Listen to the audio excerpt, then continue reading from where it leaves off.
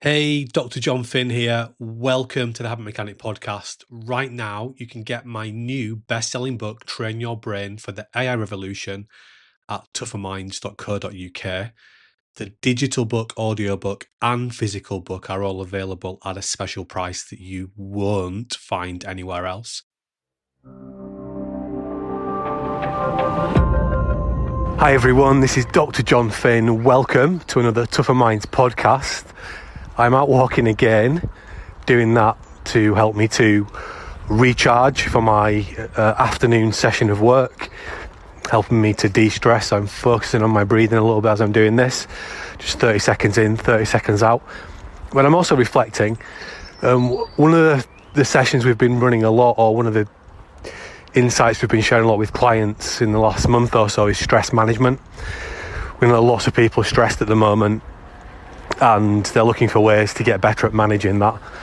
We know that the things that are causing the stresses are not going to be going away anytime soon with the whole COVID piece that's going on in everyone's lives, but also people are going to be making the transition into the world of hybrid flexible work, and that's going to cause some more stresses.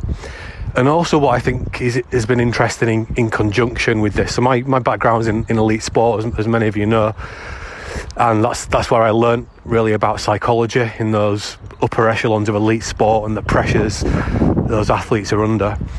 And we've just had a test series between England and India, and India really beat England fairly well in the last 3 test matches.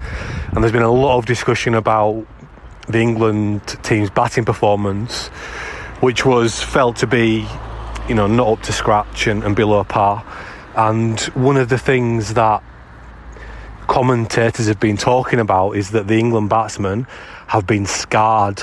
So for example, because things went wrong in the second test, the England batsmen then carried the things that had gone wrong into the third test. They were playing in their mind, and that led to make more mistakes.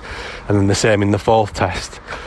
And there's been a lot of commentary about they just need to forget what happened in the past. But we know we can't do that. And I think what we're observing there is that there is ultimately stress and confidence are completely interconnected ideas. And that's something that we talk about a lot in our programs. But let's get to the foundation of it. Why is something stressful? So we can think about this as, first of all, an event happening. So let's say, for example, I hold the door open for somebody. When I do that, I have an expectation of what will happen, of what will follow. So let's say that my expectation is that person I held the door open for will say, "Thank you very much, it's very kind of you, you're a gentleman." Maybe not the last part, but you get the idea. But then whatever happens, so that person might ignore me. A stress occurs when what I expect to happen doesn't happen. And that creates what we call a disconnection of meaning systems. And this could be for anything. So it could be that you went into the kitchen this morning, you expected your partner to greet you with a big smile and a good morning, and maybe they were a little bit grumpy, and that might have caused a little stress. Maybe you got an email this morning, you were expecting it to praise your work on a project you've been working on, but instead it told you that the work wasn't up to scratch and you needed to do lots more work. So these little disconnections are happening all the time. And in fact, they don't even need to actually happen. Our brain projects them happening. So if you listen to this podcast regularly, you'll be familiar with the lighthouse brain model.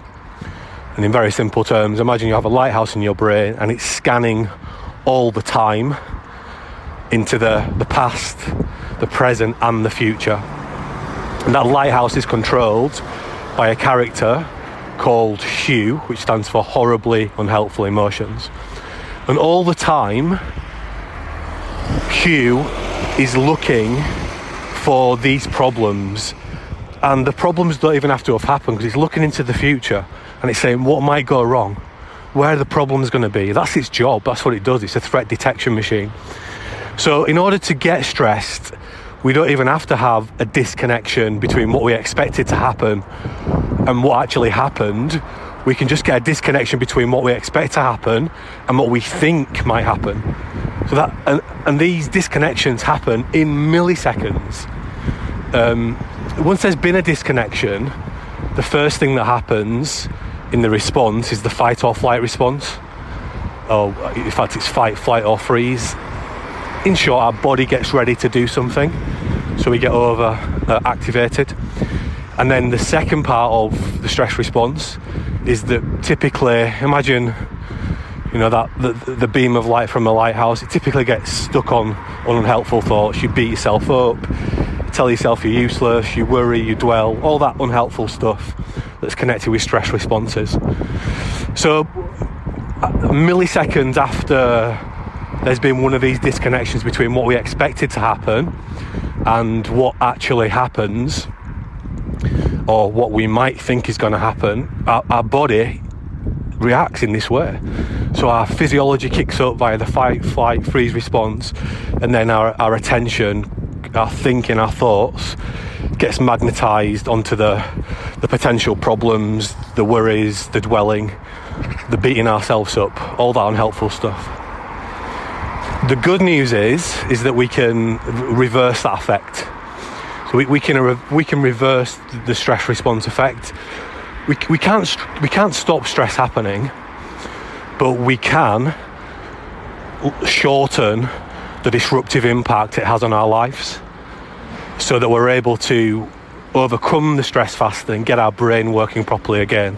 Because when we get stressed, our brain takes over. It becomes harder to be reflective and think critically and solve problems and manage our stress and our confidence, because the brain takes over the prefrontal cortex. That's the part of the brain that we use to do all that really good stuff.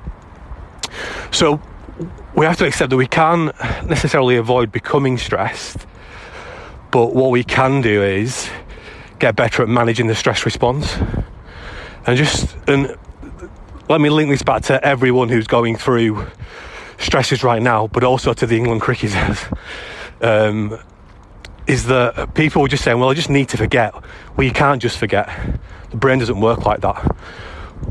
One of the ways that we can start to manage the stress is, if you think about the second phase of the stress response, where we start to dwell and beat ourselves up, etc., the way we can start to manage that, the way we typically try to manage that, is we try to have an argument between our willpower and our ape brain. And what we need to recognise is that our ape brain is doing most of what we're doing most of the time, at least 98%. And sometimes we call that part of the brain, which is the limbic regions, we call it the $1 million brain. And the part of the part of the brain that we call the willpower, Wilhelmina power, or prefrontal cortex, that only has the capacity to hold 5 to 7 bits of information at a time. And if you don't use that information within 30 seconds or any one bit of it, your brain dumps it, it gets rid of it. Sometimes we call that part of the brain the 10-cent brain. So we've got the 10-cent brain versus the $1 million brain. So when you're just trying to have a thinking argument, a cognitive argument between the 10-cent brain, the willpower, and the $1 million brain, the ape brain, there will only be one winner, the ape brain.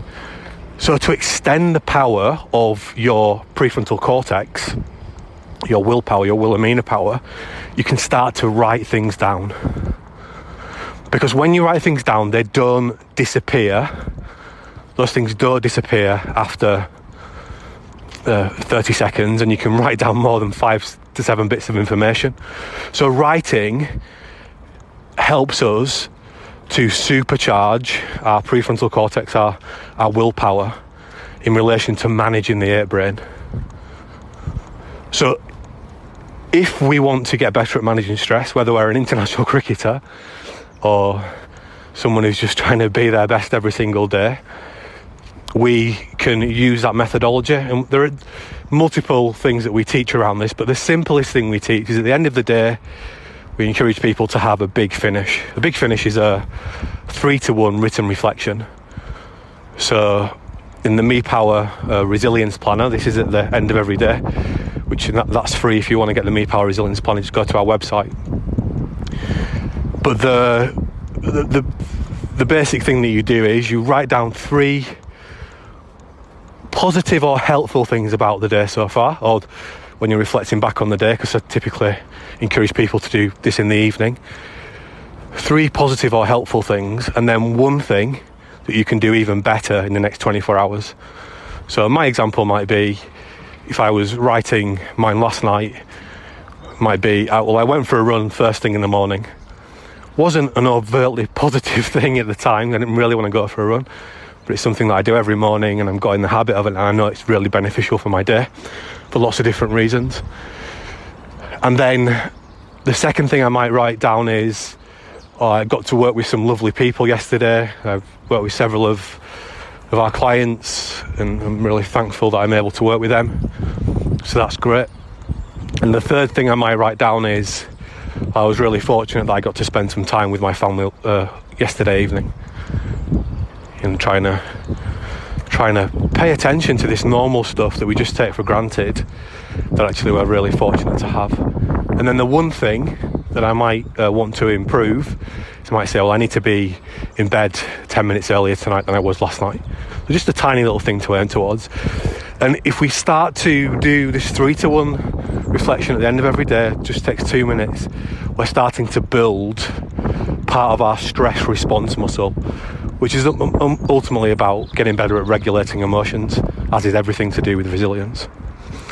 So whatever you're trying to do in your life, whether it's to score more runs in a test cricket game, or whether it's to just be a bit healthier, a bit happier, at your best more often, we need to have powerful ways to deal with stress, because the VUCA world throws more and more stress at us than ever before. And managing stress is quite a complex thing. It's not something you learn quickly, but certainly one of the bits of gold, if you like, is that we can start to write in order to get better at managing the stress and processing the stress out faster than we otherwise would do. So instead of it taking an hour to get over that stress, can we get over it in 55 minutes? Instead of it taking 5 days to get over it, can we get over it in 4 days instead? It's that kind of thing. And every time you engage in the types of techniques and tools that we've created in the Tougher Minds program, they just save you time, because you'll spend 2 minutes reflecting, but it means you'll save an hour of time dwelling and beating yourself up. So that's what we're aiming to do. So I hope that's helpful, but I know that if you think that's a good idea, it will only be as helpful as you putting it into practice. So do take us up on the offer of the free Me Power Resilience Planner. Just go to our website, you can download that, and it gives you these very simple daily, weekly planning and reflection activities. That's all for now. Do check out the other podcasts, and if you subscribe, you'll be made aware when we release the next one, which we do very regularly. Be safe until the next session. Speak to you soon. Goodbye for now.